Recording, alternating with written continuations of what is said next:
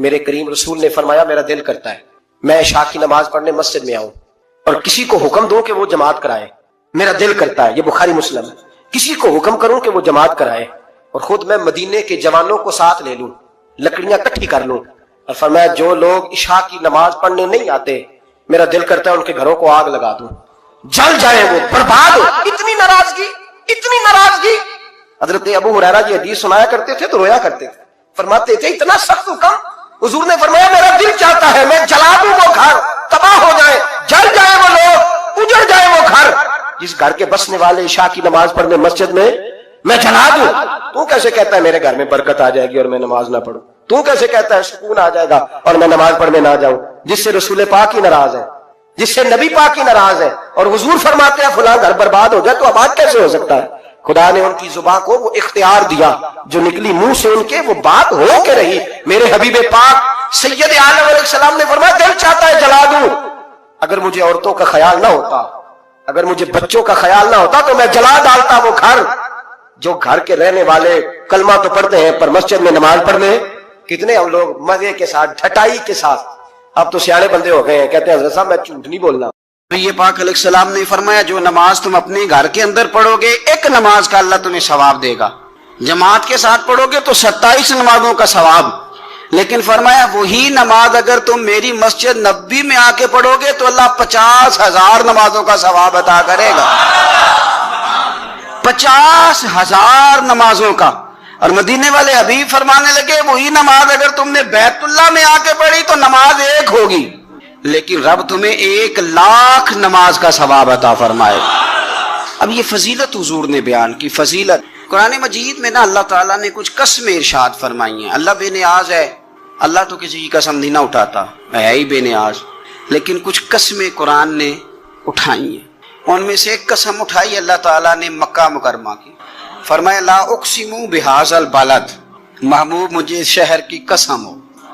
کیوں؟ وانت حل بہذا البلد, اس لیے قسم ہو کہ محبوب آپ اس شہر میں جلوہ فرما ہے. اللہ نے قسم اٹھائی. حرمین شریفین مکہ مکرمہ اور مدینہ طیبہ یہ عظمتوں والی جگہیں ہیں. ان جگہوں کو اللہ نے شانیں عطا فرمائی, ان کو اللہ نے مرتبے اور مقام عطا فرمائے, ان کو اللہ تبارک و تعالیٰ نے بڑے اعزازات سے نوازا ہے. دیکھیں اللہ تعالیٰ کی رحمتیں ہر جگہ برستی. یہاں کب برسیں گی ہمیں کوئی پتہ نہیں, تقریر کے وقت, خطبے کے وقت, نماز کے وقت, دعا کب برسیں گی نہیں پتہ. لیکن خانہ کعبہ کا جو معاملہ ہے اور وہاں جو رحمت کا معاملہ ہے, ملا رومی فرماتے ہیں کہ خدا کی رحمت اگر تجھے اتنی مل جائے نا قطرے کے برابر بھی, تو سمجھ لے تیری دنیا بھی بن گئی اور تیری آخرت بھی بن گئی. اب میرے نبی پاک علیہ السلام کی حدیث سنیں. حضور فرماتے ہیں روزانہ بیت اللہ شریف پر اللہ کی 120 رحمتوں کا نزول ہوتا ہے. یا رسول اللہ کس وقت ہوتا ہے؟ فجر کے وقت, ظہر کے وقت, عصر کے وقت, طواف کے وقت, نماز کے وقت. کب؟ تو حضور نے طے کر کے بتایا. فرمایا 120 رحمتیں اللہ خانہ کعبہ پہ نازل فرماتے ہیں. یا رسول اللہ کب؟ فرمایا 60 رحمتیں تو ان پہ برستی ہیں جو بیت اللہ کا طواف کرتے ہیں, اور فرمایا 40 رحمتیں اس پر برستی ہیں جو حرم شریف میں نماز پڑھتا ہے. اور حضور فرماتے ہیں کچھ بھی نہ کرے بس بیٹھ کے کعبے کی زیارت ہی کرتا رہے, 20 رحمتیں تو اللہ اسے بھی عطا فرما دے. کتنی مقدس جگہ ہے. وہاں جانے کا ذوق, وہاں جانے کی تڑپ, وہاں جانے کا شوق. ان لوگوں سے تھوڑا سا شکوہ ہے جو کہتے ہیں جی میں نے جی بڑی راج کے زیارت کر لی ہے, بس راج گئے, ختم ہو گئی بات. سنو, نبی پاک علیہ السلام نے 53 سال حیات ظاہرہ کے وہاں گزارے, 53 سال. لیکن جناب صدیق اکبر رضی اللہ تعالیٰ عنہ فرماتے ہیں قربان جاؤں, جس رات میرے کریم محبوب علیہ السلام ہجرت کی رات مکہ مکرمہ سے نکل رہے تھے تو حضور پلٹ پلٹ کے بیت اللہ کو دیکھتے, حضور پلٹ پلٹ کے دیکھتے تھے. اور پھر میرے محبوب کریم علیہ السلام نے پلٹ کے کعبے کی طرف دیکھ کے فرمایا بیت اللہ تو مجھے بڑا ہی پیارا ہے, تو مجھے بڑا ہی پیارا ہے, اے شہر مکہ تو مجھے بڑا ہی پیارا ہے. فرمایا اگر میری قوم مجھے پریشان نہ کرتی میں تجھے کبھی چھوڑ کے نہ جاتا. 53 سال رہنے کے باوجود بھی حضور کا بیت اللہ سے پیار, نبی پاک کی اس شہر کے ساتھ وابستگی, وہ دلچسپی, وہ ذوق, وہ شوق, وہ کیفیات. کیوں مان پڑتے جا رہے ہیں ہمارے جذبے, ہمارے سیاست کی باتیں روز ہونے لگی ہیں, بحثوں کی باتیں روز ہوتی, لیکن اپنا عشق مضبوط کرنے کی بات, آپ یقین کریں یہ جو عشق ہوتا ہے یہ بندے کو آزاد کر دیتا ہے, یہ بندے کو عشق آزاد کر دیتا ہے. اعلیٰ حضرت فرماتے ہیں اے عشق تیرے صدقے جلنے سے چھٹے سستے, جو آگ بجھا دے گی وہ آگ لگائی ہے. اور علامہ اقبال کہنے لگے اقبال سمجھاتے ہیں, وہ کہتے ہیں بجھی عشق کی آگ اندھیر ہے, اب مسلمان نہیں اب خاک کا ڈھیر ہے. کہتے ہیں بغیر عشق کے نا کوئی کام بھی, نماز بھی بغیر عشق کے پڑھی جاتی ہے تو کوئی مزہ ہی نہیں دیتی, بندے کہتے ہیں دل ہی نہیں لگتا. پیری مریدی ہے بغیر عشق کے ایسی رسم ہی ہے, ٹھیک ہے گزارا چل رہا ہے. قرآن شریف کی تلاوت ہے تو بغیر عشق کے کیسے کیفیات چلیں گی. اللہ رسول کے ساتھ پیار ہے تو کوئی دلچسپی نہیں, کوئی شوق نہیں, کوئی کیفیت. آپ یقین کریں کچھ بندوں پہ بندے کو تڑپ آ جاتی ہے, شوق آ جاتا ہے, یار یہ اس کو کیسے نکال لیں, یہ کس طرح کا پیار کرتا ہے. آ کے بیٹھا رہتا ہے, چپ کر کے بیٹھا رہتا ہے, کہتا ہے جی کوئی کام نہیں بس 10 منٹ ملنا ہے. بندے کو اس بندے پر ویسے ہی پیار آ جاتا ہے. کچھ ایسے سنگی ہوتے ہیں جو آستانوں پہ 10 چکر لگا کے آتے ہیں, شکوہ نہیں کرتے کہ میں 100 دفعہ بھی آیا ہوں فلانے حضرت ملے نہیں. وہ وارفتگی ہے, وہ شوق ہے. ہمارا جب تک اللہ رسول کے ساتھ رشتہ عشق کا تھا, پیار کا تھا, ذوق کا تھا, درد کا تھا, خلوص کا تھا, آپ یقین کریں طبیعتیں جمی ہوئی تھی. نبی پاک نے نا ہمیں تکلیف میں رہ کے پیار کرنے کا درس دیا. بخاری مسلم میں حدیث ہے, حضور اپنے مدینے کی شان بیان کرنے لگے.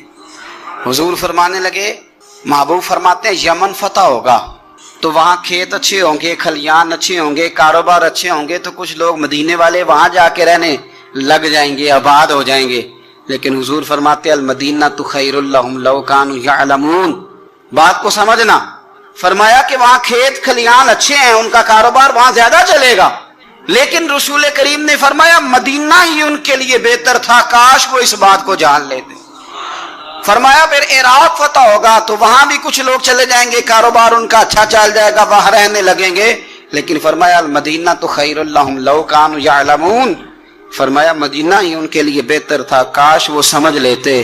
اور میرے نبی پاک علیہ السلام نے فرمایا جو مدینے میں ڈٹے رہیں گے اور مدینے کی تکلیفوں پر صبر کریں گے, اذیتوں پر صبر کریں گے, فرمایا اگر وہ گناہگار ہوں گے مدینے میں رہنے والے تو میں قیامت میں ان کی سفارش کروں گا, اور اگر نیکوکار ہوں گے تو میں اللہ کی بارگاہ میں ان کی نیکیوں پر گواہ بن جاؤں گا, گویا میں ان کے ساتھ رہوں گا. مدینے کے ساتھ نبی پاک کی جو محبت ہے, حضور کا جو پیار ہے.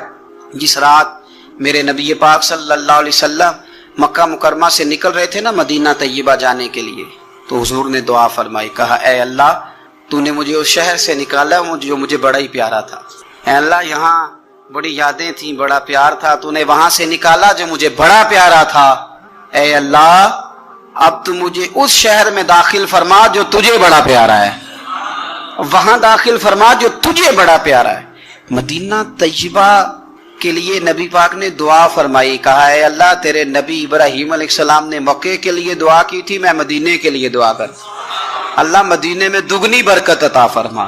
اللہ کے محبوب علیہ السلام کی خاص دلچسپیاں مدینہ طیبہ کے ساتھ. میرے رسول کریم علیہ السلام کا شہر نور, اس کی برکات, اس کا حسن, اس کی وارفتگی. نبی پاک صلی اللہ علیہ وسلم مکہ فتح ہوا تو سیرت نگار کہتے ہیں کہ بعض اہل مدینہ کے دلوں میں خیال آیا کہ شاید حضور کو پیار بڑھا نا مکے سے, شاید اب نبی پاک مکے میں رہنا چاہیں گے. کچھ نے کہہ بھی دیا کہ یا رسول اللہ اگر آپ وہاں رہنا چاہیں تو ہماری طرف سے پابندی کوئی نہیں. تو اللہ کے محبوب کی آنکھوں میں آنسو آئے, فرمایا مجھے مکے سے بڑا پیار ہے, بڑا پیار ہے. اس کی وجہ یہ ہے کہ میری ماں کی یادیں مکے میں, میرے والد کی محبتیں مکے میں. فرمایا بڑا پیار ہے مجھے مکے سے, میں یہاں ختیجہ کو بیاہ کے لایا تھا, یہاں میری بیٹیاں پیدا ہوئی تھیں, یہاں میں نے بڑا کچھ دیکھا, مجھے بڑا پیار ہے. اور ہوتا بھی ہے, جو اپنا علاقہ ہوتا ہے نا, اپنا دیش, حمید شاعر نے کہا تھا دیش سے آنے والے بتا یاران گلستان کیسے ہیں, پیار ہوتا ہے اپنے علاقے سے. تو حضور نے فرمایا مجھے مکہ بڑا ہی پیارا ہے, بڑی محبت ہے, لیکن مدینے والوں اب فیصلہ کر لیا جینا بھی تمہارے ساتھ ہی ہے, اور دنیا سے جانا ہے تو قبر بھی مدینے میں ہی بنے گی. اور حضور فرمانے لگے جب قیامت میں اٹھوں گا تو قبر بھی مدینے سے ہی کھلے گی. اپنا خاص ذوق, وہ خاص وارفتگی, وہ خاص محبت مدینہ طیبہ کے ساتھ جو ایک مسلمان کی ہونی چاہیے، اس محبت کو سلامت کریں، اس کا ذوق آپ